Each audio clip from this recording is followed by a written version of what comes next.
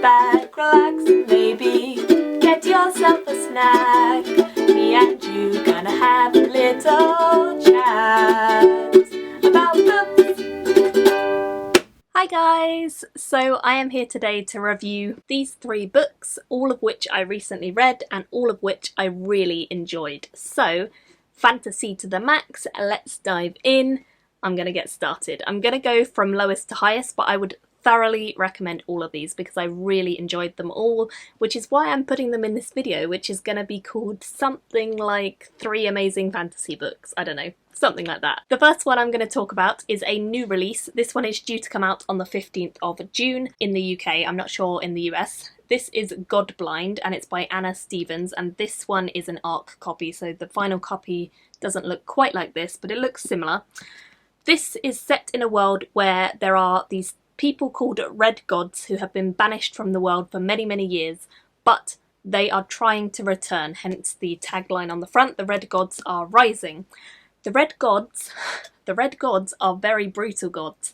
They are as grimdark as you can really get. This is definitely a grimdark, and it is not one to read if you are even slightly squeamish. It has one of the bloodiest torture scenes I've ever read in it, so just bear that in mind.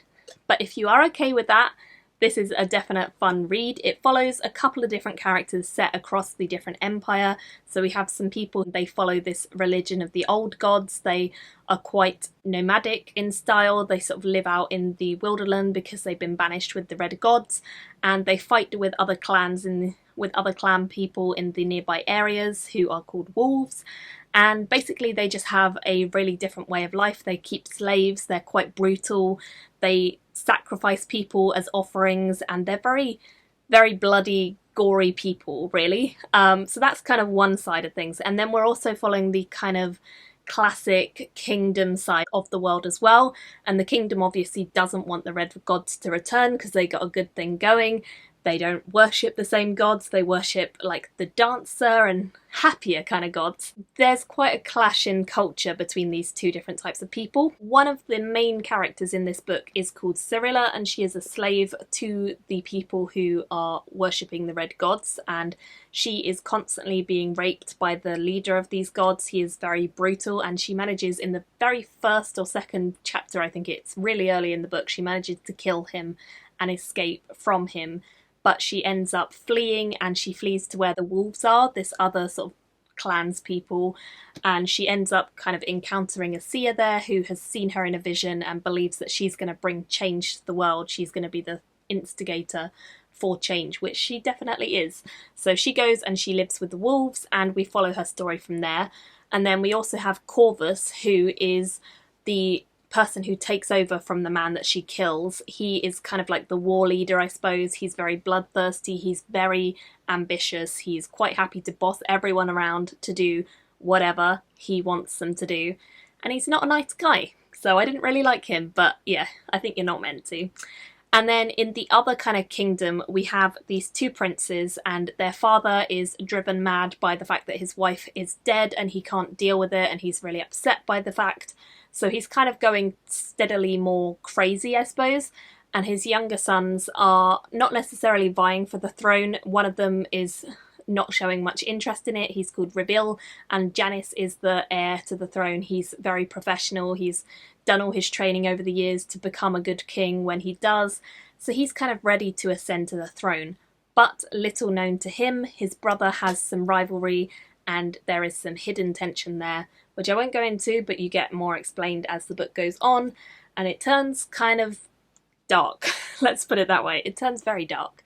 So those are the main storylines that you're following, and I definitely feel like the second half of this book was much stronger than the first. I believe this is a debut, and I think in the first half you can kind of tell it's a debut because the writing is not as solid as the second half, where the action really picked up and the pace got going and things started to happen a lot quicker and be a bit more exciting.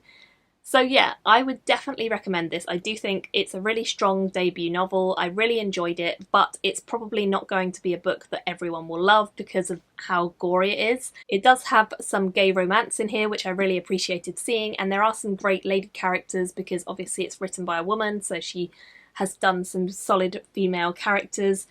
but there's also some really horrible ones, and yeah, one of them in particular is nasty as can be. I definitely would recommend it. I did enjoy it a lot, and I ended up giving it a 4 stars, but it was kind of more like a 3.75. It was just so borderline between a 3.5 and a 4. I couldn't decide, so I rounded it up to 4. I was being generous, and I definitely would recommend it if you guys are looking for a new grimdark series. The next one I have to recommend is Valley of Embers, which you guys will probably have heard me talk about in my May wrap-up. It's by Stephen Kellier. It's the first in the Lankis saga. This is a book that I think if you have read Peter V. Brett and you've enjoyed his work, you're gonna enjoy this too, because Peter V. Brett's world is based on these demons that attack at night, and this has a similar concept. It's set in a world where we follow these people who live in a valley, hence the name of the book, and they have lived there for quite a long time. They've sort of been plodding by over the years, getting by. They used to live in the desert and they fled the desert and came to the valley, and they draw magic from the sort of world around them and where they grow up. So the people who came from the desert have quite strong powers, but over the generations this has died out more and the powers have become more healing based rather than fire based, because they've moved to the valley. But there are still people in this world who are called Embers, and these are kind of the few people who actually get born with powers of the desert, even though they don't live there anymore. And these people are vitally important to the existence of the people in the valley, because the valley is quite close to the world apart, which is another world where demon-like creatures can come through and attack. And these creatures are huge hulking beasts that require everyone in the valley to attack when they come near.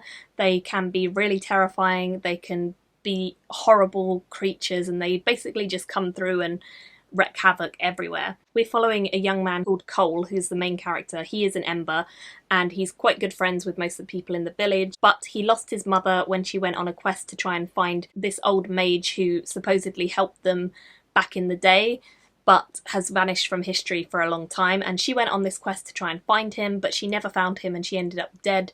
So he just lives with his father and his friends, and he wants to go and find out if this sage really does exist out there and whether this sage or mage can help them. So eventually it builds up to the point where he and a couple of other people from the valley end up going on quests to go and find out where this sage person is. I feel like it was a really strong beginning to a series. I feel like really intrigued about what's going to happen next, because the ending was quite dramatic, and I loved the way that it just felt really fast paced. It was very epic. It felt like a book that you could just sit down and devour, which is kind of what I did. I think I read this in a day. So it's a really quick read and really fun, and I do think it has that sort of epic fantasy feeling, but I also think it really does remind me of Peter V. Brett and his style of writing, so if that is something that appeals to you, definitely check this one out. I believe the second one in the series has literally just come out, and I picked up a copy very recently from the author, so I'm going to be reading that soon, but I just wanted to review this one already because it's excellent and I really, really did enjoy it, so certainly one I think you should look out for. Best place to get this is on Amazon because it is self-published, so if you are interested in buying it, go on Amazon and look there, because you won't find it in other places. And I ended up giving this one a 4 out of 5 stars. Final one I have to recommend is a book I was actually sent I think about a year ago, so apologies that I've only just got round to reviewing this one, Orbit, but I did at last review it, and that is The Dragon Lord's Fool's Gold, which is by John Hollins. This was sent to me by Orbit literally a year ago, I think, but I didn't request it, so I don't feel too bad. But yeah, I really enjoyed this. It's a classic sword and sorcery with witty humour, really dry jokes, really funny moments that just kept me laughing, and I really enjoyed it. It follows a young man who lives in a world where dragons rule the skies. He lives in this part of the world where these dragon lords have taken over, and they are literally terrifying dragons. Like, look at this guy, he is not someone you want to befriend. And he's called Matrax, the dragon that lives in the area where our main character Will lives. And he goes around all his days sort of devouring villagers and basically pooping on them when he feels like it, and raiding their camps, charging them taxes, just doing whatever the hell he likes. This dragon is unstoppable, he is huge, he's a great hulking beast, and no one really can defy him because he is a dragon. I mean, what can you do? So he lives under the tyranny of this dragon, but when the book begins, we see these officers who work for the dragon coming to his farm to confiscate some more taxes from him because they believe he's not paid them, even though he has, and it ends up in him losing his farm and being ousted to go and live in the wilds. And he does this and he runs into a few other people who happen to be quite the people to meet. He ends up meeting these two companions in a cave who are crazy awesome people. One of them is kind of like a huge lizard, and he's essentially like a barbarian huge lizard who is just constantly wanting to prove himself by killing more and more crazy things. And he has banded up with his friend who is a human. She is called Letty, and she is a badass human lady character. She is awesome. She is just as badass as he is in terms of like fighting skill and in terms of coming up with exciting plans and escapades, and they've been working together as sort of mercenaries, not necessarily for hire, they just kind of go around causing trouble, but they've ended up in this cave in the land where Will lives, and he bumps into them there. He also finds Quirk, who is a scholar who's travelled the lands to try and study dragons, and she happens to have come into the cave for shelter at the same time as them. And there's also a very, very drunk man who happens to be Will's childhood teacher and friend, who was kind of like a godfather to him, essentially. And they all happen to be in this cave at the same time on the same rainy, stormy night, and they end up talking about how to free the land of tyranny of the dragons. And what they decide on is that they need to rob this dragon, Matrax. So, that is the general premise. A group of misfits who go and rob a dragon. But it's so much more than that, because not only is it super duper fun, the characters are excellent, they're so engaging, and there's so many different ways that he kind of subverts the tropes of fantasy but also totally plays into them. It feels like a great classic kind of sword and sorcery book, but it also feels like there's a lot of fresh twists on things and some really exciting moments that I just totally adored. And I really enjoyed the whole way this went. It was a very fast-paced book, so it doesn't take the whole book for them to rob the dragon. It's quite quick, and then other things happen as well, which I really enjoyed, because usually it would take the whole of the book for that to be the aim. And I love that it wasn't. It was just something that was part of it. And the whole kind of premise of them being this band of complete strangers but pulling off such a crazy escapade is so interesting, and I loved it so much. I think the humour in this book is definitely my kind of thing, and I would say if you are a fan of Sebastian de Castell, if you're a fan of Michael J. Sullivan, I think you're going to really enjoy this, because I do think it has a really similar vibe to it, but is totally unique and different, and the humour is just so brilliant. So if you enjoy either of those, definitely pick this one up. And I believe the second one in this series is coming out later this year, so I've already got that one ready to pre-order. Super duper excited for it, because this one was just so good. And I ended up giving this a 4.5 out of 5 stars, so this was my favourite, but all of them were excellent. And I would love to hear if you guys are planning to pick any of them up. Do let me know in the comments below which one appeals most to you. They're all very different, but totally engrossing and wonderful fantasy reads, so please go and try them out. Thank you all so much for watching, and I will see you in my next video. Bye! Thank you for watching my video today.